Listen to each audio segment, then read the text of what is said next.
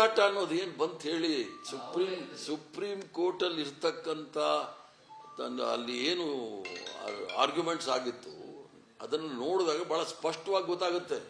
ಇದು ರಾಜಕೀಯ ಪ್ರೇರಿತವಾದಂಥ ಈ ಒಂದು ಆಂದೋಲನ ಅಂತಾನೂ ಹೇಳಕ್ಕಾಗೋದಿಲ್ಲ. ಒಂದು ಪೂಜಾ ಸ್ಥಳವನ್ನು ಧ್ವಂಸ ಮಾಡಿ ಇನ್ನೊಂದು ಕಟ್ತಕ್ಕಂಥದ್ದು ಯಾವುದೇ ಇತಿಹಾಸದಲ್ಲಿ ಇಲ್ಲ. ಆದ್ರಿಂದ ಬಹಳ ಸ್ಪಷ್ಟವಾಗಿ ಹೇಳ್ತೀನಿ, ಇದು ಧಾರ್ಮಿಕ ಕಾರ್ಯಕ್ರಮ ಅಲ್ಲ. ಆದ್ರಿಂದ ಉನ್ಮಾದ ಮಾಡೋದು ಒಳ್ಳೆಯದಲ್ಲ. ಕರ್ನಾಟಕ ರಾಜ್ಯದಲ್ಲಿ ಸರ್ಕಾರ ಎಲ್ಲ ರೀತಿಯ ಕಟ್ಟೆಚ್ಚರಗಳನ್ನು ಸಹ ವಹಿಸಿಕೊಳ್ಬೇಕು.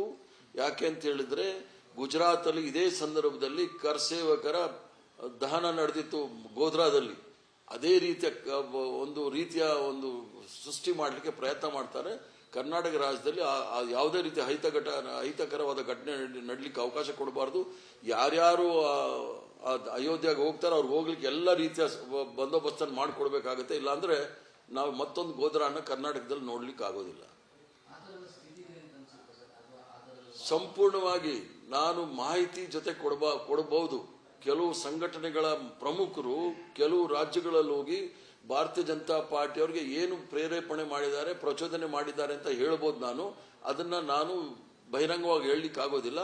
ಮಾಡ್ತಾ ಇದ್ದಾರೆ, ಪ್ರಚೋದನಕಾರಿಯಾದ ಕೆಲಸಗಳಿಗೆ ಕುಮ್ಮಕ್ಕು ಕೊಡ್ತಾ ಇದ್ದಾರೆ. ಇದನ್ನು ನಿಲ್ಲಿಸಬೇಕು.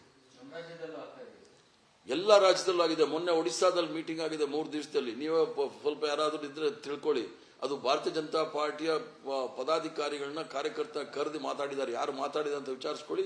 ಆಮೇಲೆ ಬಂದು ನಾನು ಕೇಳಿ ನಾನು ಹೇಳ್ತೀನಿ ಅವ್ರು ಏನು ಹೇಳಿದ್ದಾರೆ. ಅನುಕ್ಷಣದ ಸುದ್ದಿಗಳಿಗಾಗಿ ವಿಸ್ತಾರ ನ್ಯೂಸ್ ಯೂಟ್ಯೂಬ್ ಚಾನೆಲ್ ಸಬ್ಸ್ಕ್ರೈಬ್ ಮಾಡಿ. ಹೊಸ ಸುದ್ದಿಗಳ ನೋಟಿಫಿಕೇಶನ್ಗಾಗಿ ಬೆಲ್ ಐಕಾನ್ ಕ್ಲಿಕ್ ಮಾಡಿ. ಲೇಟೆಸ್ಟ್ ಅಪ್ಡೇಟ್ಸ್ಗಾಗಿ www.vistaranews.com ವೆಬ್ಸೈಟ್ಗೆ ವಿಸಿಟ್ ಮಾಡಿ. ಅಂಗೈಯಲ್ಲೇ ಜಗತ್ತಿನ ಸುದ್ದಿ ತಿಳಿಯಲು ವಿಸ್ತಾರ ನ್ಯೂಸ್ ಕನ್ನಡ ಆಪ್ ಡೌನ್ಲೋಡ್ ಮಾಡಿ.